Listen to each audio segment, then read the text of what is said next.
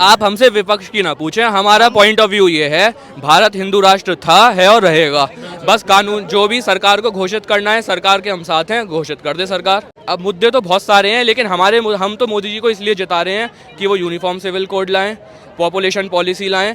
इस देश में पॉपुलेशन का रेशो मेंटेन रहना चाहिए। अगर इस देश का पॉपुलेशन का रेशो बिगड़ गया तो जैसे 47 में हुआ था उसके बाद फिर होगा, तो इसीलिए अब वो स्थिति ना आए और uniform civil code, population policy, PoK, ये सब काम होने चाहिए। तीसरा, पाकिस्तान ऑक्यूपाइड कश्मीर। चौथा, हिंदू राष्ट्र घोषित करना।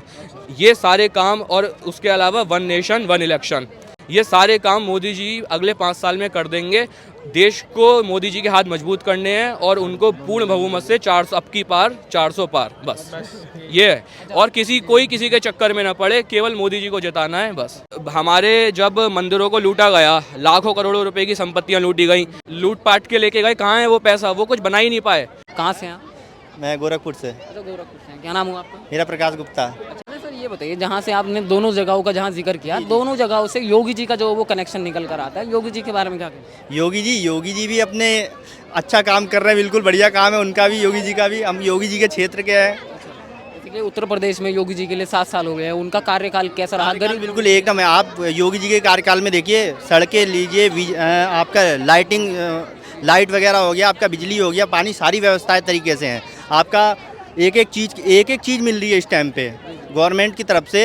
आप जनधन योजना ले लो या फिर आप ये गैस वितरण ले लो, हर एक चीज़ व्यवस्थाएं हैं, फैसिलिटी सारी दे रही है। तो हम क्यों सरकार चेंज करना चाहेंगे? सर ये बताइए, अभी जो मुख्तार अंसारी जी का निधन हो गया है, जो माफिया थे, उसके बारे में क्या कहेंगे? अब वो तो उनका जो भी होगा पर्सनल मैटर है, उसमें हम क्या बोलें। बताइए।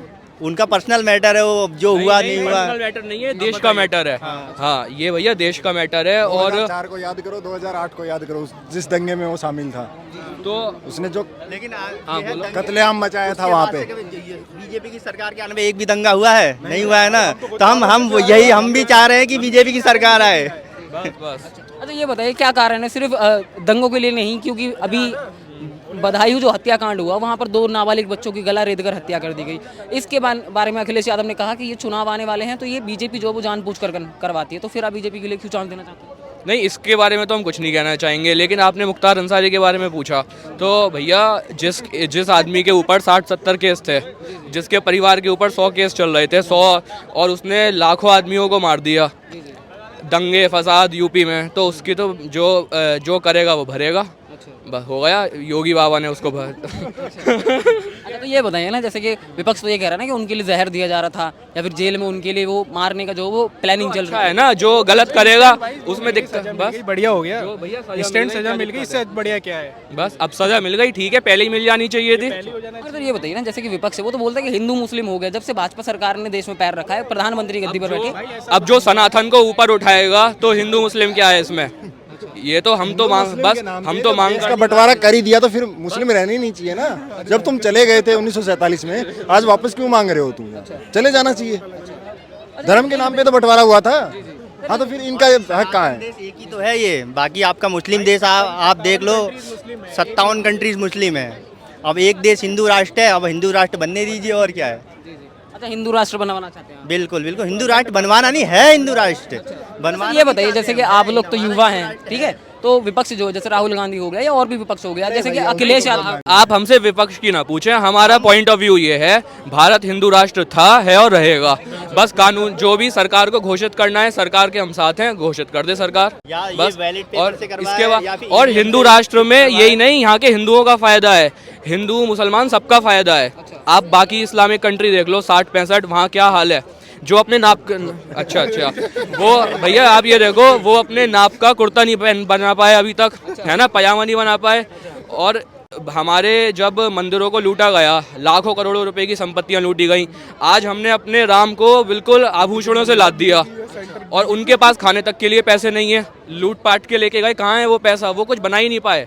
तो भारत हिंदू राष्ट्र था, है, रहेगा, और इसमें सबका फायदा है।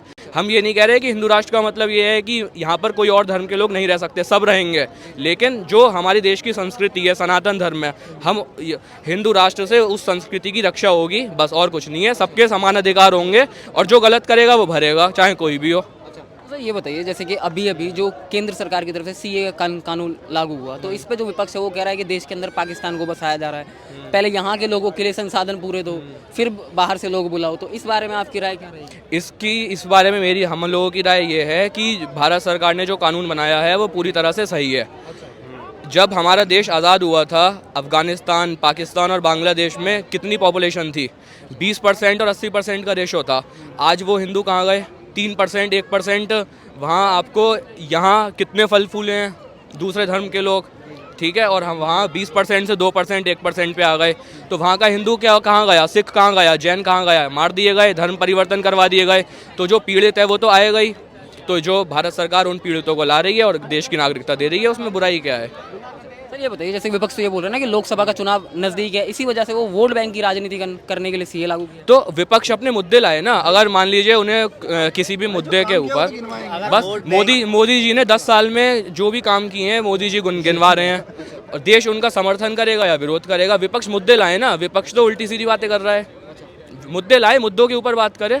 कहाँ हम उल्टी सीधी बातें कर रहे हैं? कह रहे तानाशाह है, लोकतंत्र की हत्या हो रही है। तानाशाह है देश में 14 में चुनाव नहीं हुए, 17 में नहीं हुए, 19 में नहीं हुए, 24 में हो रहे हैं। तो क्या तानाशाही है? सब सही है, बहुत बढ़िया देश चल रहा है। और ये लोग नेगेटिविटी फैला रहे हैं। देश को नेगेटिविटी में नहीं पड़ना, मोदी जी को वोट देना है और मोदी जी को जिताना है अगर हिंदुस्तान का भला करना चाहते हैं तो। सीधी बात है। ये बताइए, आप तो एक युवाओं के लिए क्या किया भाजपा सरकार ने, जबकि राहुल गांधी इतनी बड़ी बड़ी के लिए क्या नहीं किया? आप ये देखो, अब ये जो सड़कें बनी हैं, लाखों करोड़ रुपए की नितिन गडकरी जी ने सड़कें बनवा दी, रेलवे सही है, IIT बन गई, IIM बन गए, एम्स बन गए। उसके अलावा इतनी रेलवे देख लो आप, रेलवे में क्या कितना विकास हुआ है। तो जितना भी अब जो सड़कें बनी है, सड़कें किसने बना दी? विपक्ष ने आके थोड़ी ना बना दी। इसमें सब लोगों को रोजगार मिला है, क्यों नहीं मिला है? मगर सर जो पढ़े लिखे लोग हैं उनके लिए तो नहीं मिल रहा, वो तो बेरोजगार घूम रहे हैं। हम सब पढ़े लिखे। बंदे के अंदर कैपेसिटी होनी चाहिए नौकरी लेने के लिए। खाली अगर हाँ हम भी कर रहे हैं, मैं भी अच्छी खासी नौकरी कर रहा हूँ, भाई लोग भी कर ही रहे हैं, अच्छी खासी नौकरी कर रहे हैं। लेकिन कैपेसिटी आपके अपने अंदर वो हुनर लाओ ना कि मैं सामने वाले से नौकरी लूँ। कि आप ऐसे ही बोलते रहो कि हाँ मेरे पास नौकरी नहीं है, नौकरी नहीं है, ऐसे थोड़ी ना चलेगा काम। बहुत बढ़िया चल रहा है, कोई नेगेटिविटी ना फैलाए। बहुत बढ़िया। बनारस में आज के दिन में 10 से 12 करोड़ लोग जो हैं बनारस में जा रहे हैं दर्शन करने, काशी विश्वनाथ के। अब बनारस में कौन काम करता है? सिल्क का काम होता है। हिंदू भी लगा हुआ है, मुसलमान भी लगा हुआ है। अयोध्या में है, लाखों लोग रोज़ जा रहे हैं, रोज़ रामलला के दर्शन कर रहे हैं। हिंदू रिक्शा चला रहा है, मुसलमान भी चला रहा है, सबको रोजगार मिल रहा है। विपक्ष के चक्कर में ना पड़े, मोदी जी को वोट दें, मोदी जी के हाथ मजबूत करें। और भारत जितने भी पेंडिंग काम है, uniform civil code, population policy, POK, NRC तो चलो बाद में बात कर लेंगे, लेकिन जितने भी इंपॉर्टेंट काम है, जैसे कि सबसे पहले यूनिफॉर्म सिविल कोड, दूसरा पॉपुलेशन पॉलिसी, तीसरा पाकिस्तान ऑक्यूपाइड कश्मीर, चौथा हिंदू राष्ट्र घोषित करना, ये सारे काम, और उसके अलावा 1 नेशन 1 इलेक्शन, ये सारे काम मोदी जी अगले 5 साल में कर देंगे। देश को मोदी जी के हाथ मजबूत करने हैं और उनको पूर्ण बहुमत से 400 अब की पार 400 पार, बस ये है। और कोई किसी के चक्कर में ना पड़े, केवल मोदी जी को जिताना है बस। तो इस बार के जो युवाओं के जो जनता के जो मुद्दे रहेंगे, ये 4 मुद्दे जो है वो अहम रहने वाले हैं।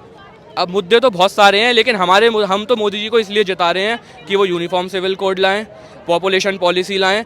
इस देश में पॉपुलेशन का रेशो मेंटेन रहना चाहिए। अगर इस देश का पॉपुलेशन का रेशो बिगड़ गया तो जैसे 47 में हुआ था उसके बाद फिर होगा।